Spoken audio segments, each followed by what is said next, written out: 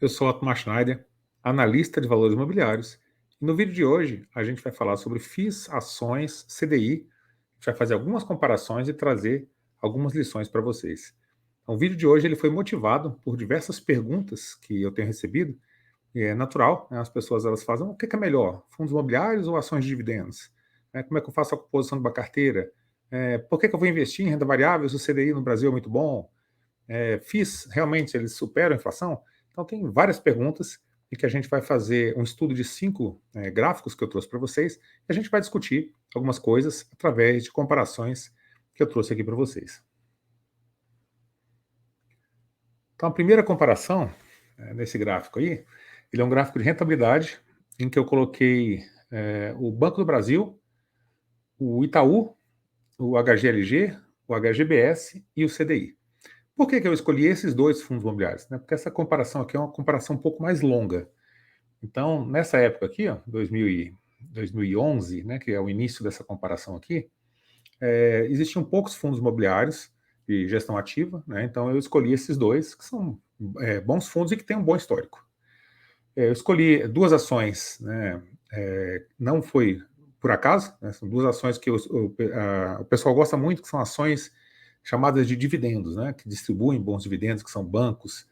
Então, as pessoas elas gostam bastante de ação de banco que distribui dividendo no Brasil.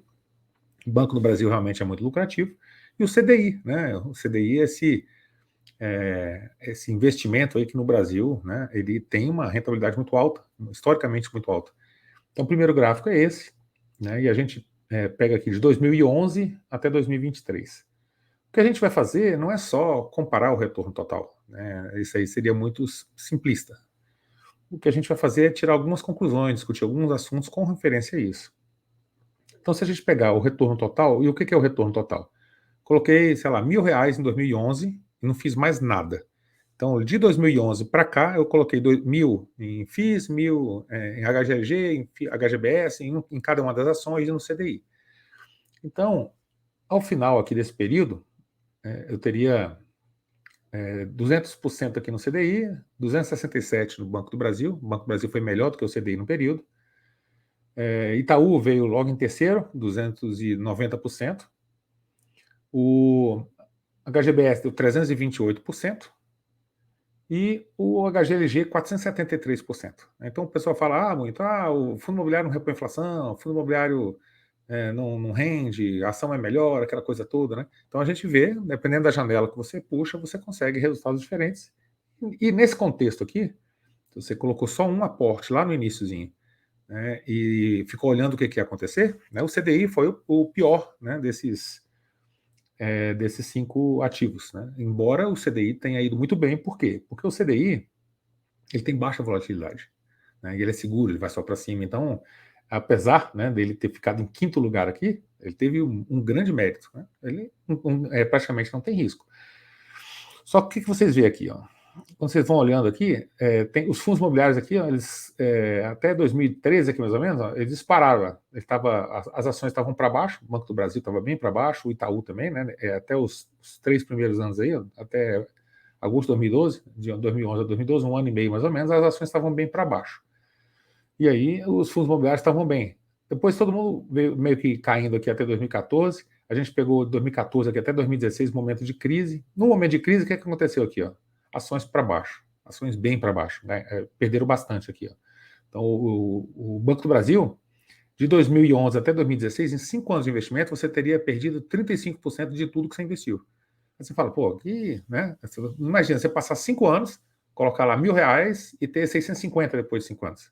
Né? Você perdeu 35%, ao passo que com o CDI você ganhou 63%, você tinha 1.600.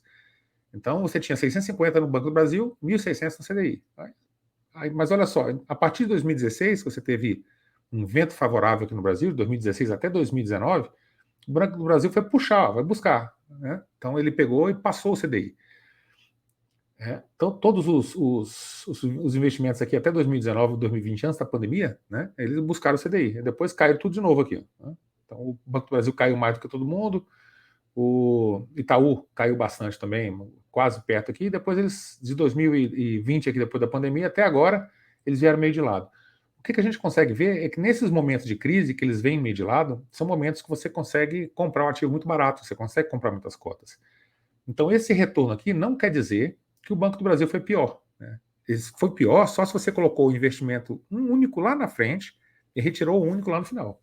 Então, o Banco do Brasil foi pior do que todos, mas se você comprou bastante cotas do Banco do Brasil aqui, ó, nesse momento que ele estava lá para baixo, você acumulou muitas ações. E isso faz com que você tenha uma rentabilidade muito boa, né? Porque você comprou o preço dele muito baixo quando ele estava nesses momentos aqui andando de lado. Então, tem um vídeo no meu canal aqui que fala o retorno que você não vê, né? Depois você dá uma pesquisada nele, eu exploro um pouco mais esse assunto. Tá? Então, dependendo da janela que você pega, você teve isso. Tá? Então, os fundos imobiliários, né, eles performam bem, né, ao longo do prazo, as ações também. As ações elas são muito mais voláteis, né? Então, se você pegar o momento certo das ações, você vai ter um retorno superior. Então, aqui para baixo, aqui ó, você vê, o Banco do Brasil. Então, ele tem esse troféuzinho, né, para quem vai melhor. Né? Tá aqui o troféuzinho. No ano, no mês, 6,13, foi o campeão de todos. No ano, 54%, foi campeão de todos. 3 meses, 9,41, foi campeão. 6, 22. Em 2 anos, 42%, ganhou de todo mundo. Em 24 meses aqui, 105. Em 36 meses, né, 3 anos, 94%. Então, o Banco do Brasil praticamente triplicou, aliás, praticamente dobrou nos últimos 36 meses. Tá? Só que, né, se você pegar o período todo, os outros ativos foram melhor do que o Banco do Brasil. E aí tem a questão de consistência, índice de Sharpe. O que é o índice de Sharpe? É quando você pega o retorno e meio que desconta o risco, né? Então você leva em conta o retorno e o risco. Quando você quanto maior o Sharpe, melhor, né? Então aqui, ó, Banco do Brasil, quando você pega o período inteiro desde o início, o Sharpe dele aqui, ó, foi 0,05. O HGLZ foi 0,30, foi 6 vezes melhor do que o Banco do Brasil, né? O retorno comparado ao risco. O HGBS 0,16, 3 vezes melhor. O Itaú de Banco 0,08.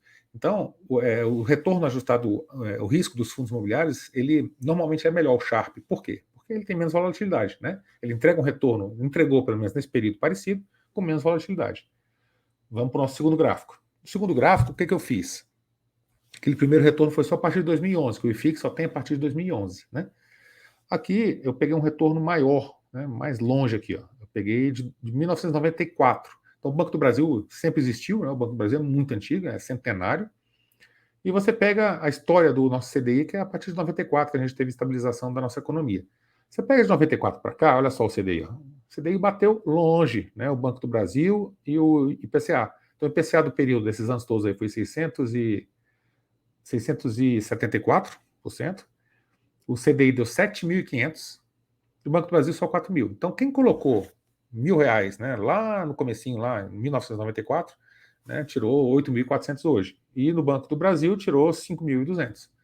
A inflação foi 600. Né, então, você desconta aí os 600 da inflação, você tem mais ou menos o que você ficou. Isso aí foi um aporte único. Qual que é o problema aqui? Ó? O Banco do Brasil caiu até, né?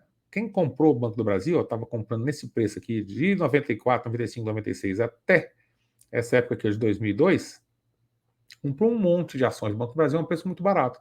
Você vê que a partir de 2001 aqui, ó, o Banco do Brasil deu uma esticada. Olha só a inclinação dessa curva. Ele esticou nesse tempo aqui. Então, de lá para cá, nessa esticada aqui foi quando o CDI ele parou de crescer muito, né? E o Banco do Brasil ele cresceu demais. Olha o que aconteceu no CDI nesse iníciozinho aqui, ó. Lá em 94, você teve aqui o CDI aqui, ó. No primeiro ano aqui 12, depois no segundo 24, 94. Ele teve início em 94, ó, até 95 aqui, ó, já deu 38%, só o CDI. Vamos ver até 96, ó, até 96, 136%. Então já o seu R$ 1.000 já virou 2.300. Até 97, ó, 180%. Então o CDI era muito alto no início do Plano Real, que era para estabilizar a economia, para trazer dólar de fora, né? Então teve vários motivos. Por isso que o CDI, quando você pega o histórico todo, ele bate em bolsa, bate em tudo, porque esse início do CDI aqui, ele foi uma coisa absurda.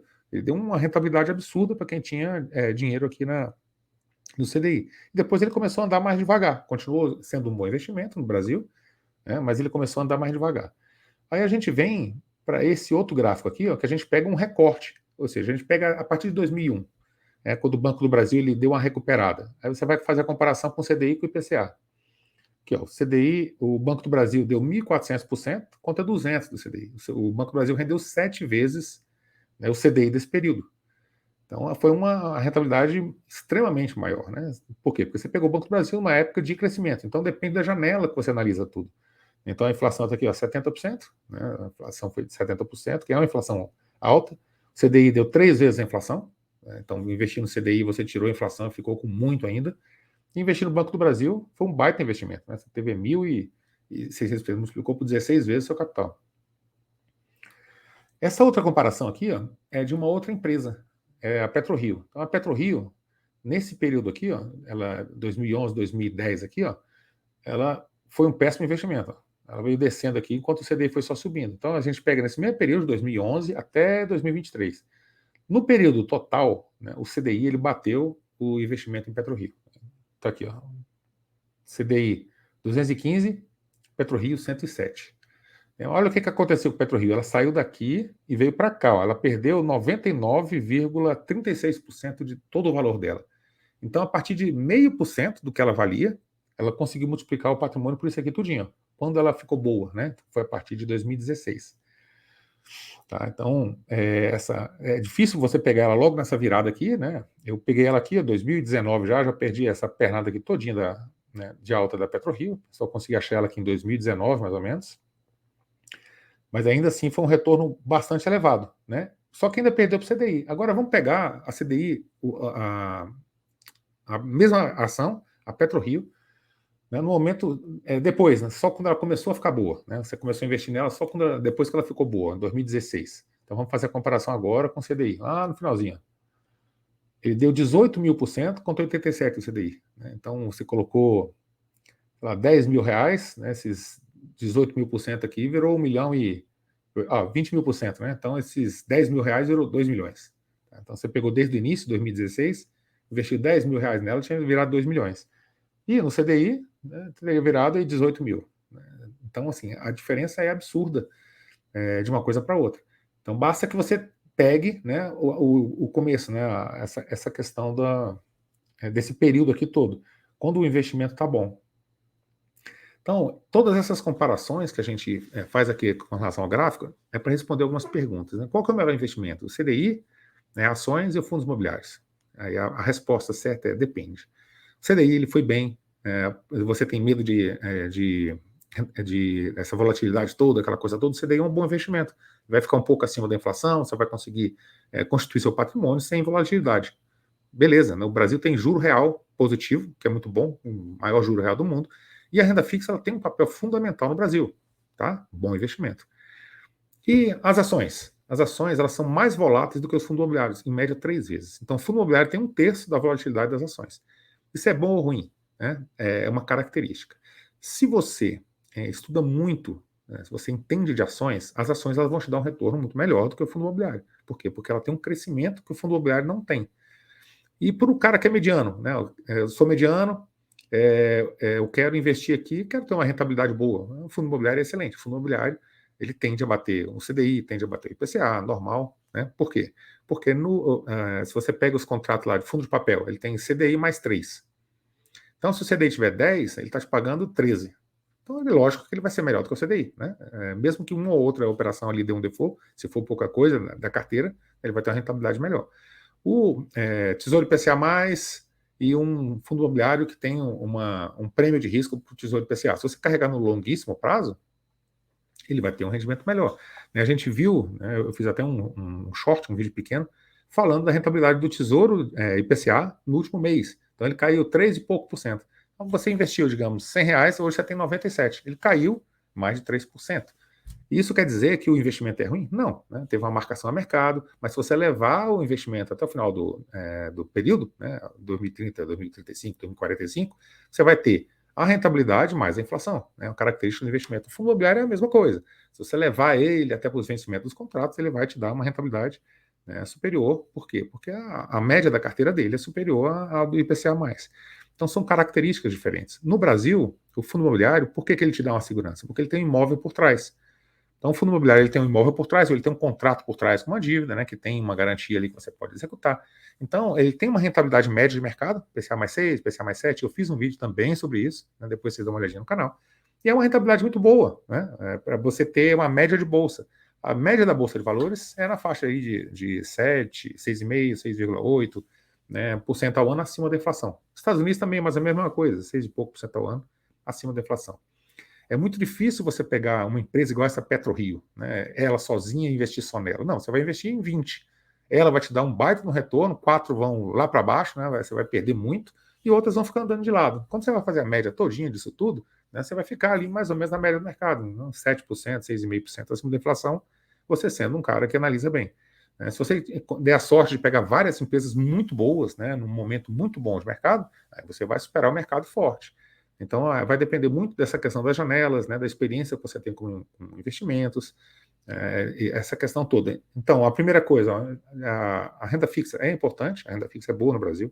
Fundo imobiliário, ele tem menos volatilidade, tem mais segurança, mas entrega um retorno ali mediano, acima da renda fixa, normalmente, mas ele não tem uma característica de explodir, né, de te dar aquele retorno muito grande que as ações teriam, né? E por último, né, as ações você tem que ter uma experiência muito maior, ela é muito mais volátil, você tem que ter muito mais estômago, você tem que saber analisar muito mais, né, as empresas, tem que saber diversificar, porque empresas quebram, né, fundo imobiliário, ela tem um imóvel lá por trás, né, na pior das hipóteses, o imóvel está lá, as garantias estão lá, empresa não, empresa vai a zero, a empresa quebra, então você tem que ter mais experiência.